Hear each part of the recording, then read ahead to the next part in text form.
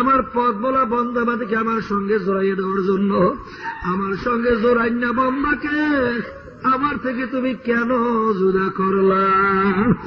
জমানার নবী মুসা আলাইহিস সালাম আশ্চর্য হইয়া গেল, সাধারণ একজন রাখাল মাওলার সঙ্গে তার গোপনে কি সম্পর্ক? আমি নবী হইয়া পর্যন্ত খবর রাখতে পারি নাই। তালাশ করা শুরু করলো, কোথায় সেই পাগল পাওয়া যায়। জঙ্গলের ভিতরে দেখে পাগল দৌড়ায়, চিল্লায় আর জোরে জোরে কান্দে।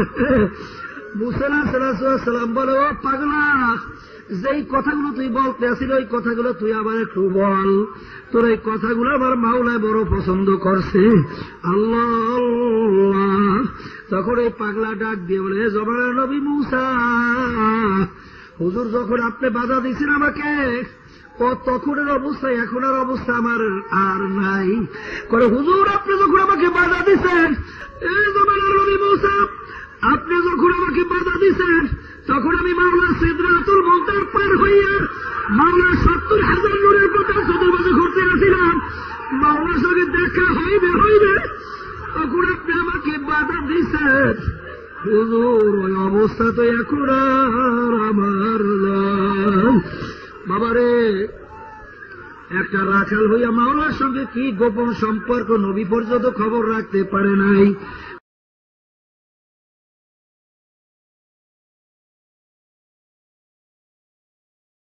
শোনেন, এই রাখাল প্রেম করছে, আর কি বলছে শোনেন, জীবনে শোনেননি হয়তো, না পড়ে থাকলে সব কথা। এবং আল্লাহ পাকে ডাকে কি মজার প্রেমের কথা বলিতেছে, ও গো আমার মাওলা, আমি যদি আপনাকে পাইতাম তবে সাবান দিয়া গোসল করাইয়া দিতাম।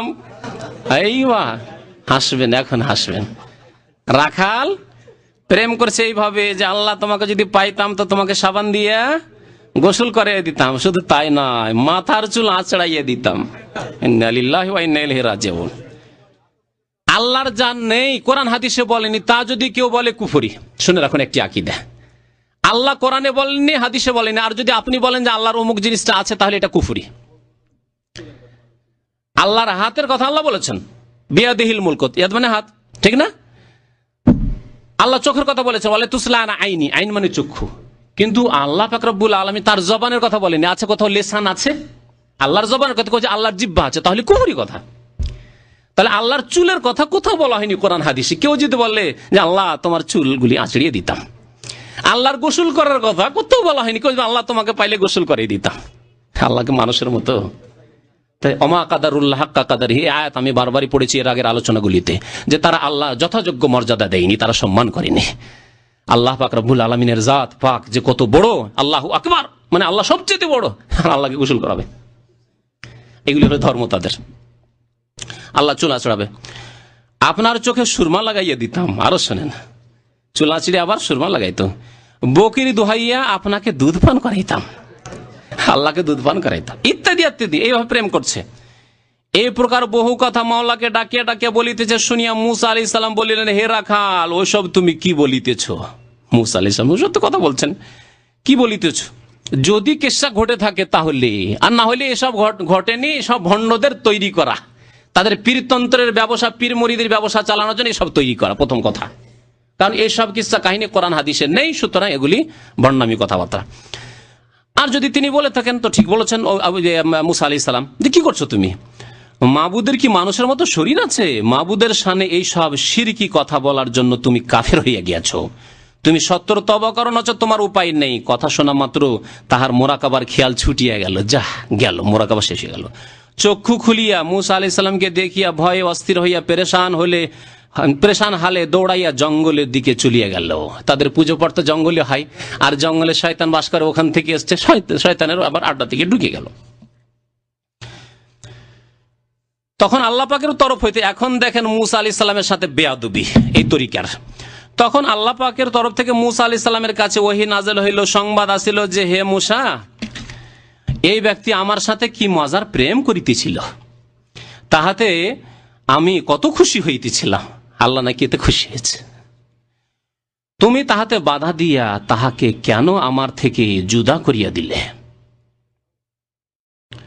তারপরে শোনেন, কিছু কবিতা টবিতা বলেছে, তারপরে বলছে তোমাকে তো পয়গম্বর করিয়া এই জন্য পাঠিয়েছি যে তুমি ওয়াজ নসিহত করো, তো আমার বান্দাদিগকে বুঝাইয়া আমার সাথে মিলাইয়া দিবে।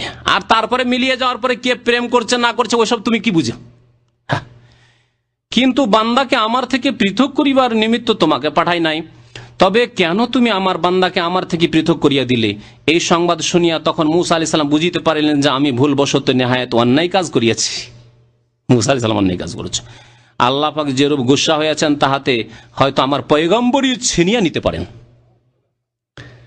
পয়গম্বরী ছিনিয়া নেবে একটি শিরকি কথাকে শিরকি বললে, আর এদের ওলিত্ব শিরকুফরি করলে সব এদের ওলিত্ব থাকে, বেলায়েত থাকে এদের। আর একটি কবিতা শোনাচ্ছে, পৃষ্ঠা নম্বর 97, বলছে, আমি আল্লাহ পাকের নূরে গর্ক হইয়া সিদরাতুল মুনতাহা হইতে 1,00,000 বছরের রাস্তা অতিক্রম করিয়াছিলাম। এগুলি করে তারা, সিদরাতুল মুনতাহা হইতেও 1,00,000 বছরের রাস্তা অতিক্রম করেছে। মাবুদের নূরের বাগানে দৌড়াতে দৌড়াতে মাওলা পাকের খাস দরবারে পৌঁছিয়া তাহার সাথে দেখা করিব, এই ছিল আমার আশা। এগুলি সব সুফিদের, ভণ্ডদের সব কথাবার্তা। আর একটি কুফরি কথা শোনেন, হে মুমিন ভাই সকল, এখন বুঝিয়ালন যে মূর্খ লোক মারেফতের উপরের দরজায় পৌঁছিতে পারে